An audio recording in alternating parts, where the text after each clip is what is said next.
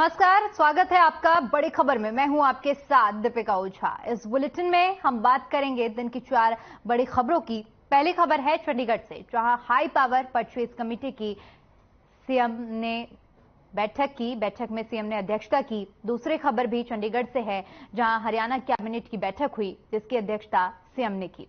तीसरी खबर फरीदाबाद से है, जहां मणिपुर से छात्रों की घर वापसी का सिलसिला लगातार जारी है। और चौथी खबर अंबाला से है, जहां आम आदमी पार्टी नेता मक्खन सिंह के घर पर गोलियां चलाने के मामले में एसटीएफ ने अंबाला से 2 शूटर को शाहबाद से गिरफ्तार किया है।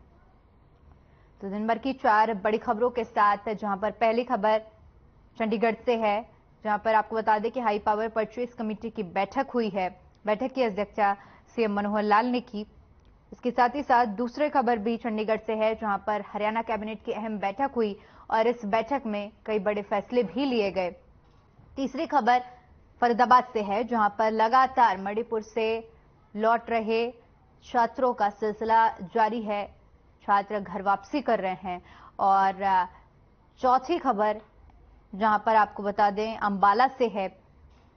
एसटीएफ को बड़ी कामयाबी हाथ लगी है। एसटीएफ ने गोली चलाने वाले 2 शूटर्स को गिरफ्तार किया है। तो दिन भर की 4 बड़ी खबरें। और पहली खबर, जहां पर हाई पावर परचेज कमेटी की बैठक हुई। दूसरी खबर, जहां पर हरियाणा कैबिनेट की बैठक का आयोजन किया गया और बैठक में सीएम मनोहर लाल ने इस बैठक की अध्यक्षता की और कई अहम मुद्दों पर चर्चा भी की गई। साथ ही साथ कई अहम प्रस्तावों पर मुहर भी लगी। वहीं तीसरी खबर फरीदाबाद से है, जहां पर मणिपुर से छात्र घर वापसी का सिलसिला उनका लगातार जारी है और इसी कड़ी में 3 छात्र फरीदाबाद वापस लौटे हैं। तो चलिए पहली खबर का रुख करते हैं। बता दें कि चंडीगढ़ में हाई पावर परचेज कमेटी की बैठक हुई, जिसकी अध्यक्षता सीएम मनोहर लाल ने की। बैठक में कैबिनेट मंत्री रणजीत सिंह चौटाला, मंत्री मूलचंद शर्मा, मंत्री जेपी दलाल, मंत्री बनवारी लाल और राज्य मंत्री अनूप धानक समेत तमाम अधिकारी मौजूद रहे। बैठक के बाद सीएम ने जानकारी देते हुए बताया कि बैठक में कुल 26 एजेंडे रखे गए, जिनमें से 18 को मंजूरी मिली है, जबकि 8 एजेंडे स्थगित किए गए हैं। सीएम ने बताया कि सरकार ने कुल 275 करोड़ की सरकारी खरीद को मंजूरी दी है। सिंचाई विभाग के 11 एजेंडे भी सामने आए थे। सीएम ने बताया कि पशुओं का बीमा करने के लिए 3 साल के लिए एक एजेंसी के साथ समझौता किया गया है।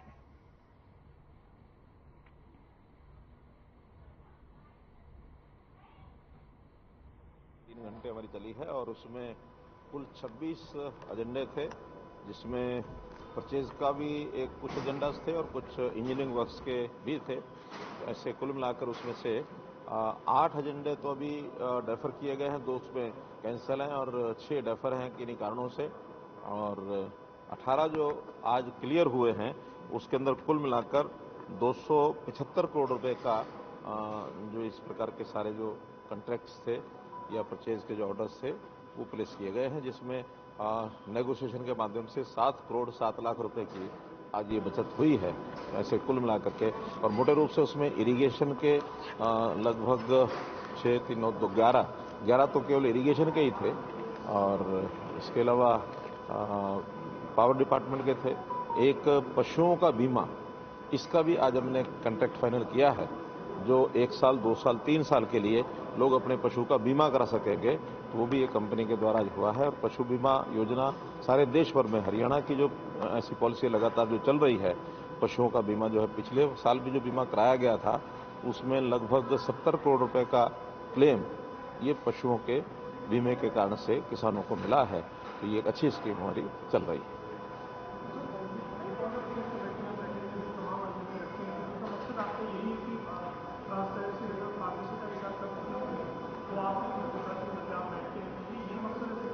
कुल मिलाकर के आखिर पारदर्शिता आनी चाहिए और एक प्रक्रिया भी उसकी अच्छी होनी चाहिए, क्योंकि अभी तक नेगोशिएशन का सिस्टम जो है बहुत कोई अच्छा टू दी मार्क नहीं था और कई बार तो L1 से एक ही आदमी को बुला करके उसी से नेगोशिएशन करते थे। लेकिन नेगोशिएशन का एक नियम है कि जब तक कंपटीशन में दूसरी पार्टी नहीं हो तब तक नेगोशिएशन का कोई अर्थ नहीं है। तो हमने उसमें कम से कम 2 पार्टी होना अनिवार्य कर दिया है, या जिनका 5% के रेंज के अंदर जो होंगे तो मिनिमम 5, यानी जो L5 तक, L1, L2, L3, L4, L5, उनको बुलाएंगे। 5% की सब पार्टियां जो आएंगी, अगर 5 से नीचे केवल एक ही है जो L1 है, तो L2 जिस भी रेट का किसी भी अंतर का होगा उसको भी बुलाएंगे।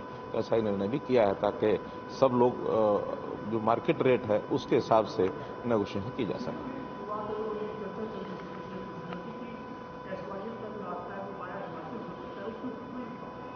कुछ लोगों ने सुझाव दिया है और उस सुझाव में अभी कोई फॉर्मल उसके ऊपर कोई काम नहीं किया गया है।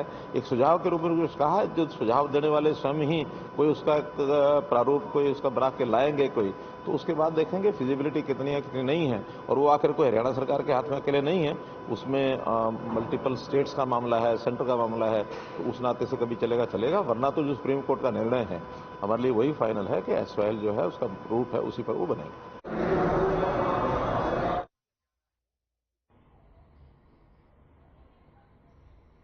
वहीं इसी खबर पर ज्यादा जानकारी के साथ हमारे संवाददाता ओपी शर्मा चंडीगढ़ से सीधा हमारे साथ जुड़ गए हैं। जी ओपी, जिस तरह से आज हाई पावर परचेज कमेटी की बैठक हुई है और इसमें 18 एजेंडों पर मुहर लगी है, क्या कुछ एजेंडे रहे हैं वो? देखिए दीपिका, अगर हम आज की बात करें तो हरियाणा के अंदर जब भी कोई स्टेट लेवल की कोई बड़ी जो खरीद की जाती है तो उसके लिए जो Haryana high power purchase committee मुख्यमंत्री मनोहर लाल की अध्यक्षता में बनाई है, और वही बैठक जो है वो सभी तरह की परचेज करती है। तो आज बिजली विभाग, पशु विभाग और सिंचाई विभाग से संबंधित कुल जो 24 एजेंडे जो रखे गए, जिसमें से 8 को जो है डेफर कर दिया गया है और बाकी बचे 18 एजेंडे जो है करीबन 275 करोड़ रुपए की लागत है इनकी, वो जो आज मंजूर कर दिया गया। इसमें अगर हम बात करें तो इसमें सिंचाई विभाग से जुड़े हुए कुछ एजेंडे, कुछ खाले और नाले जो प्रदेश के विभिन्न जिलों में लंबे समय से पुराने हो गए हैं या जर्जर हालात में पहुंच गए, उनकी रिपेयरिंग की बात है। इसके अलावा बिजली विभाग में बड़े स्तर पर जो है वो एक जो बिजली की तारें जो खरीदने की बातें हैं उसको भी आज जो है वो सिरे चढ़ा दिया गया है। हरियाणा के कई जिलों में करीबन 10 से 15 साल पुरानी बिजली की तारें लगी हैं जो आए दिन टूटती रहती है, जिसके चलते दुर्घटनाएं होती रहती है। तो एहतियात के तौर पर सरकार ने जो है एक करीबन 1 साल पहले बिजली की जो पुरानी वायर्स को बदलने का एक नई योजना शुरू की थी। तो उस योजना के तहत अब जैसे जैसे जितनी डिमांड हर साल के हिसाब से तारों बदलने की आ रही, तो वो भी तार जो है इसमें खरीदी गई। और एक अहम बैठक और थी कि हरियाणा में पशुओं के बीमा को लेकर भी हरियाणा सरकार ने आज एक प्राइवेट कंपनी के साथ जो है अपनी जो समझौता है उसको मंजूरी दे दी। अब अगर किसी भी तरीके से पशु की दुग्ध उत्पादन पशु की मौत होती है तो किसानों को उसका जो मुआवजा दिया जाएगा, तो कहा जा सकता है किसानों को काफी जो है इससे राहत मिलेगी। जी बिल्कुल ओपी, जिस तरह से आज की बैठक में 26 एजेंडे रखे गए थे, लेकिन इसमें से 8 ऐसे एजेंडे रहे हैं जिनको स्थगित भी किया गया है,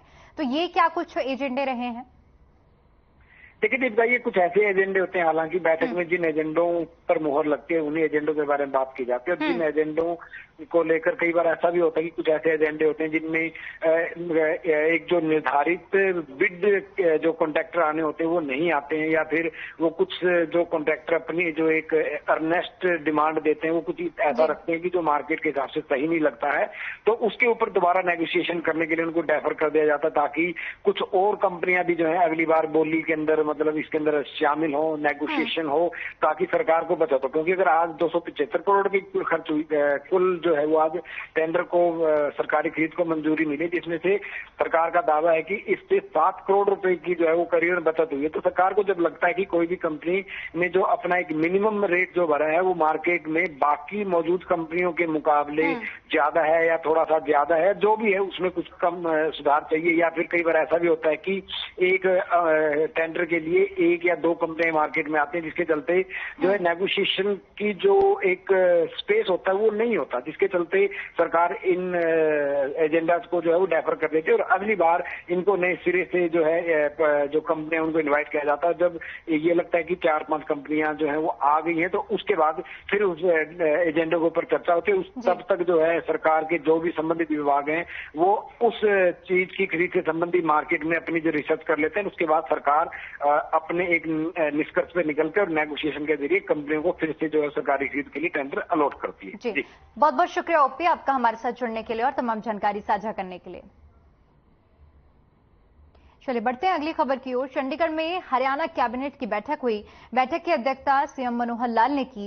इस दौरान कई अहम मुद्दों पर चर्चा की गई और कई अहम प्रस्तावों पर मुहर भी लगी।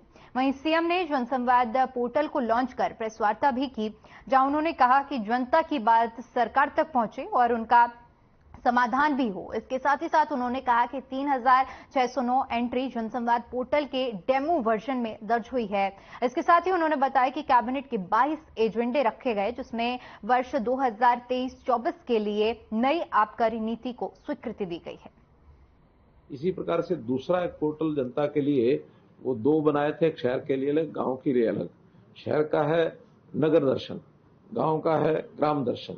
उसमें भी हर गांव का या शहर का अपने एरिया का जो नागरिक अपने हैं, वहां की कोई डिमांड है, उसमें मेनली डिमांड्स हैं अपने विकास के काम के लिए। छोटी बड़ी कोई उसकी शिकायत होती है, ये काम किया जाए, ये काम किया जाए, तो वो ग्राम दर्शन और नगर दर्शन में वो उसको अपलोड करते हैं और अपलोड करने के बाद वो अपने आप डायरेक्टली डिपार्टमेंट के पास जाती है। डिपार्टमेंट के लोग उसको एनालिसिस करते हैं, उसकी फिजिबिलिटी देखते हैं, उसका एस्टिमेट तैयार कराते हैं, फिर उसको अप्रूवल कराकर उसको कंप्लीट करने का काम करते हैं। वो भी पिछले 1 साल से हमने उसमें काफी किया है।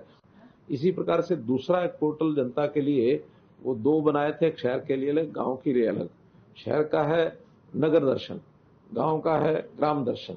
उसमें भी हर गांव का या शहर का अपने एरिया का जो नागरिक अपने हैं, वहां की कोई डिमांड है, उसमें मेनली डिमांड्स हैं अपने विकास के काम के लिए। छोटी बड़ी कोई उसकी शिकायत होती है, ये काम किया जाए, ये काम किया जाए, तो वो ग्राम दर्शन और नगर दर्शन में वो उसको अपलोड करते हैं और अपलोड करने के बाद वो अपने आप डायरेक्टली डिपार्टमेंट के पास जाती है। डिपार्टमेंट के लोग उसको एनालिसिस करते हैं, उसकी फिजिबिलिटी देखते हैं, उसका एस्टिमेट तैयार कराते हैं, फिर उसको अप्रूवल कराकर उसको कंप्लीट करने का काम करते हैं। वो भी पिछले 1 साल से हमने उसमें काफी किया है। चलिए आज की तीसरी खबर का रुख करते हैं। मणिपुर से छात्रों के घर वापसी का सिलसिला लगातार जारी है। इसी क्रम में मंगलवार को फरीदाबाद के 3 छात्र अपने घर लौटे। इस मौके पर छात्रों ने पत्रकारों से बातचीत के दौरान मणिपुर के हालातों में फंसे हुए छात्रों ने अपनी सुरक्षित घर वापसी के लिए हरियाणा सरकार और अधिकारियों का धन्यवाद किया। वहीं इस मामले में DIPRO राकेश गौतम ने बताया कि हरियाणा के मुख्यमंत्री मनोहर लाल लगातार छात्रों की स्थिति पर नजर बनाए हुए थे, जिसके चलते आज मणिपुर से फंसे हुए फरीदाबाद के 3 छात्रों को सकुशल उनके घर पहुंचाया गया है, जिसमें फरीदाबाद के नायब तहसीलदार उन्हें रिसीव करने के लिए दिल्ली एयरपोर्ट पहुंचे थे।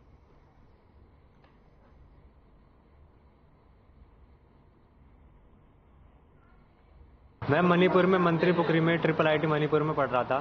तभी कुछ दंगे फसाद हुए थे वहाँ पे, तो 3 मई को कर्फ्यू लग गया था पूरा 5 दिनों के लिए और इंटरनेट भी बंद हो चुका था। तब हम फंसे हुए थे, काफ़ी दंगे फसाद सुनने में आ रहे थे और हमें काफ़ी डर भी लग रहा था वहाँ पे। तो फिर हमने हरियाणा सरकार से मदद मांगने की वो करी। मांगी आपने?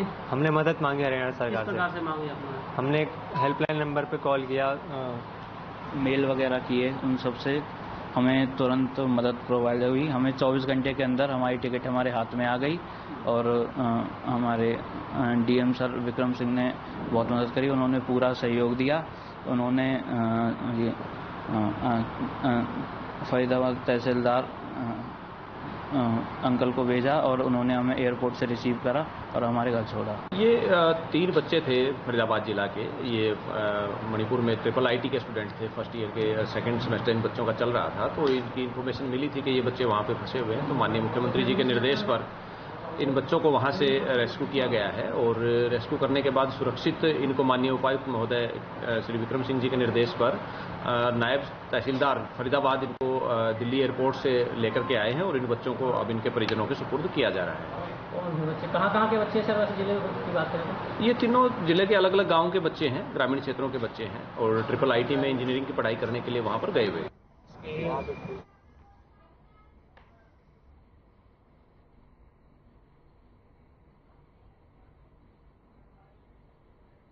वहीं इसी खबर पर ज्यादा जानकारी के साथ हमारे संवाददाता मोनू पांचाल हमारे साथ फोन लाइन पर जुड़ गए हैं। जी मोनू, अब सकुशल बच्चे वापस आ चुके हैं, क्या अभी मणिपुर में और भी छात्र फंसे हुए हैं या ये 3 छात्र ही मणिपुर में थे अभी?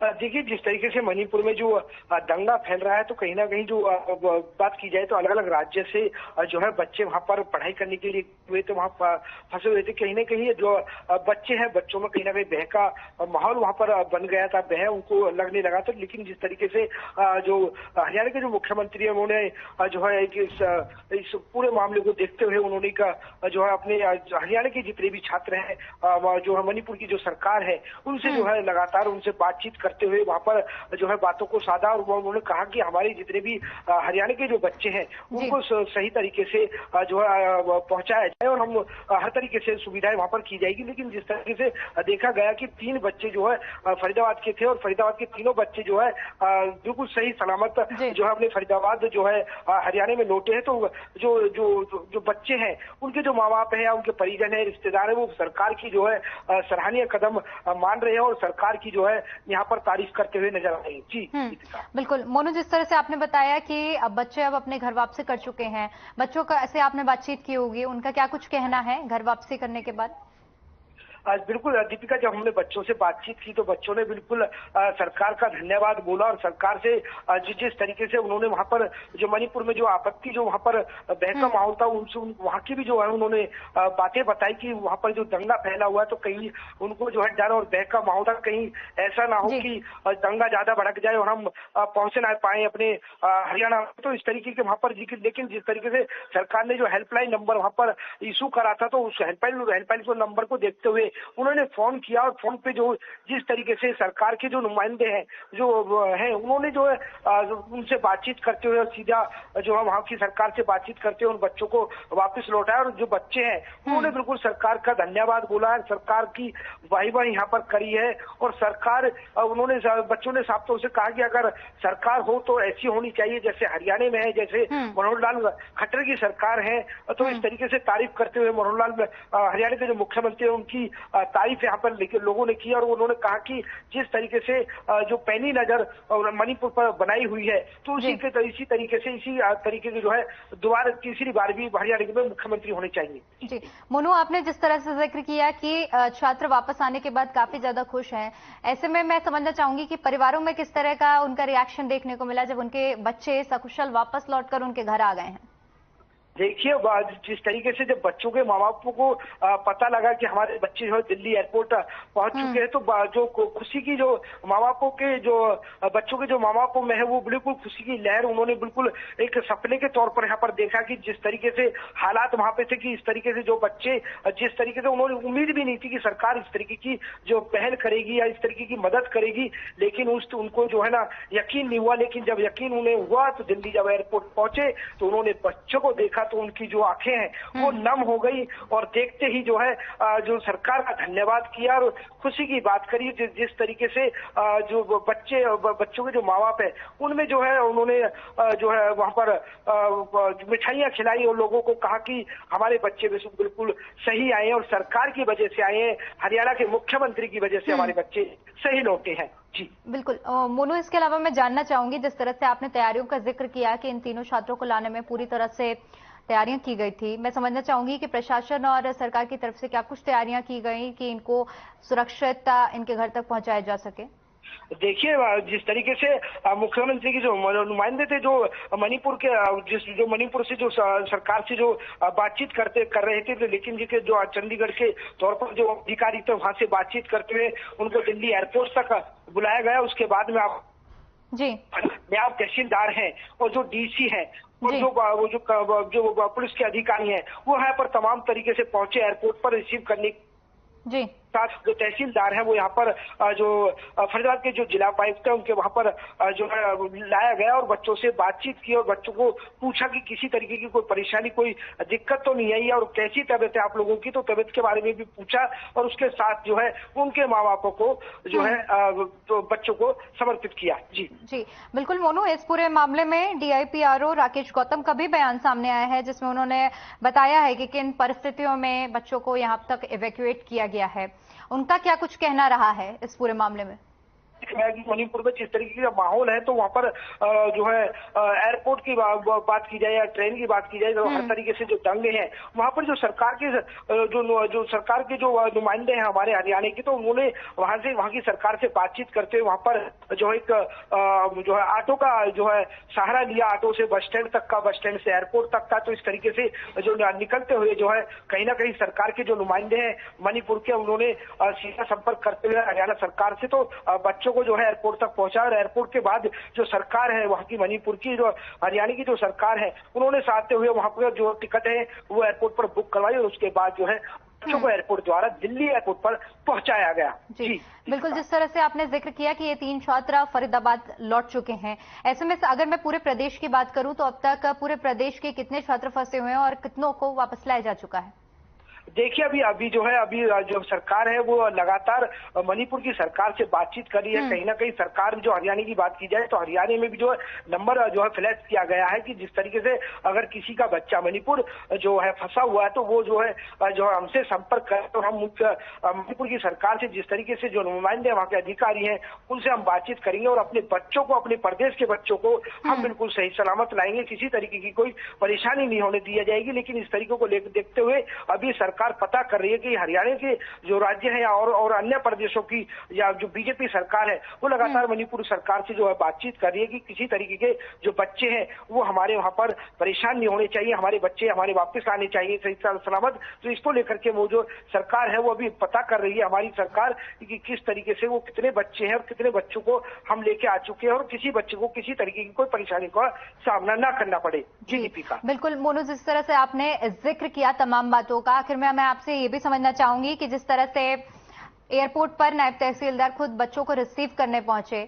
तो ऐसे में जब एयरपोर्ट पर सरकार के नुमाइंदों को देखने के बाद उनकी क्या कुछ प्रतिक्रिया देखने को मिली? देखिए जी, मैं बता दूं दीपिका, फिर जो है जब 3 छात्र जब एयरपोर्ट पर पहुंचे तो एयरपोर्ट पर पहुंचने के बाद जो बच्चों की खुशी का जाहिर वो नहीं कर पाए, वो उनकी जो जुबान है वो लड़खड़ाने लगी कि वो जाहिर नहीं कर पाए, वो उनकी आंखें जो है वो नम हो गई। अपने फरीदाबाद के जो अधिकारी हैं या जो प्रशासन है उनको ठीक है, उम्मीदें जो है उनकी बहुत जो जगने लगी। ठीक है मोनू, आपका बहुत बहुत शुक्रिया हमारे साथ जुड़ने के लिए और तमाम जानकारी साझा करने के लिए। उधर अम्बाला में आम आदमी पार्टी नेता मक्खन सिंह लबाना के घर पर गोलियां चलाने के मामले में एसटीएफ ने अम्बाला से 2 शूटर्स को शाहबाद से गिरफ्तार किया है। दोनों के कब्जे से देसी पिस्टल और वारदात में इस्तेमाल हुई बाइक भी बरामद की गई है। आने वाले समय में ये दोनों यमुनानगर और पंचकुला में बड़ी वारदातों को अंजाम देने वाले थे और इन दोनों का ताल्लुक बिश्नोई गैंग से था।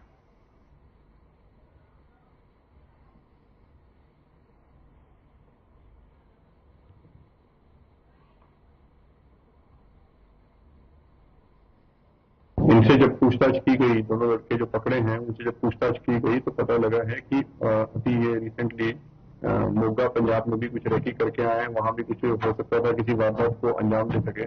और इसके अलावा यमुनानगर, कैथल और पंचकुला में भी अनमोल बिश्नोई की तरफ से एक्सटॉर्शन कॉल्स आई हैं, तो उनका भी लिंक क्या है इन लड़कों के साथ उसको भी हम लोग वेरीफाई कर रहे हैं।